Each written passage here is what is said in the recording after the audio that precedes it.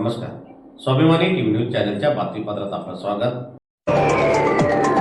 पाकिस्तानमध्ये निर्मित वस्तूंची विक्री करणाऱ्या दोघा व्यापाऱ्यांविरुद्ध धुळे एलसीबी पथकाने केला गुन्हा दाखल.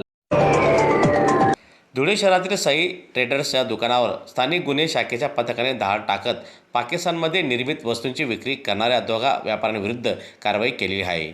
दरम्यान संबंधित दुकानात पाकिस्तान निर्मित विविध वस्तूंची विक्री सुरू असल्याची गुप्त माहिती धुळे एलसीबी पथकाला मिळाली असता त्यानुसार पोलिसांनी सापळा रचून दुकानात छापा टाकला असता दुकानातून मोठ्या प्रमाणात परदेश पाकिस्तान प्रोडक्टचा मुद्देमाल जप्त केलेला आहे. या प्रकरणी दोघा व्यापाऱ्यांना ताब्यात घेऊन त्यांच्याविरुद्ध संबंधित कलमाद्वारे गुन्हा दाखल करण्यात आलेला आहे. पुढील तपास एलसीबी पथकाकडून सुरू असून सदरची कारवाई ही धुळे जिल्हा पोलीस अधीक्षक माननीय श्रीकांत ढिवरे साहेब यांच्या मार्गदर्शनाखाली एलसीबी पथकाचे प्रमुख माननीय श्रीराम पवार साहेब सह पथकाने केली आहे. पाकिस्तान निर्मित सौंदर्य प्रसाधनांचे प्रॉडक्ट ज्यांना भारत देशामध्ये विक्रीसाठी बंदी घालण्यात आलेली आहे, असे प्रॉडक्ट धुळे शहरातील काही दुकानांमध्ये विक्री होत असल्याबाबत गोपनीय माहिती मिळाली होती.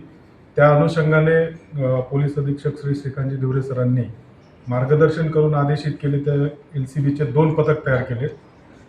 दोन्ही पथकांनी धुळे शहरातील विविध सौंदर्य प्रसाधनांच्या दुकानांवर छापे टाकून काही मुद्देमाल व आरोपी यांना ताब्यात घेतलेले. त्यामध्ये जयशंकर मार्केटमधील श्री साई ट्रेडर्स तसेच सार्वजनिक मार्केट येथील बिग बाजार या 2 दुकानांमधून छापा टाकून पाकिस्तान निर्मित प्रॉडक्ट हे जमा करण्यात आलेले, ताब्यात घेण्यात आलेले आहेत.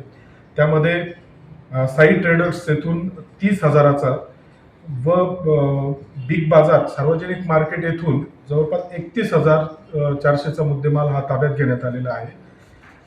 त्याचप्रमाणे सदर दोन्हीही गुन्ह्यांमध्ये विदेश व्यापार विकास व विनिमय अधिनियम BNS व औषध व सौंदर्य प्रसाधन अधिनियम याप्रमाणे कारवाई करण्यात आलेली आहे. यामधील श्री साई ट्रेडर्सचे मालक आहेत लास देवानंद नानकानी व बिग बाजार मार्केट याचे मालक आहेत फजलूर रहमान मोहम्मद सलीम अन्सारी. दोघांना पुढील कारवाईसाठी ताब्यात घेण्यात आलेले आहे. सदर मुद्देमाल हा यांनी कुठून विक्री केलेला आहे, त्यांना पुरवठादार करणारे कोण आहेत, या सर्वांचा तपास करणे आवश्यक आहे. त्या अनुषंगाने मान्य न्यायालयासमोर उपस्थित करून त्यांची पोलीस कस्टडी घेऊन पुढील तपास करण्यात येत आहे.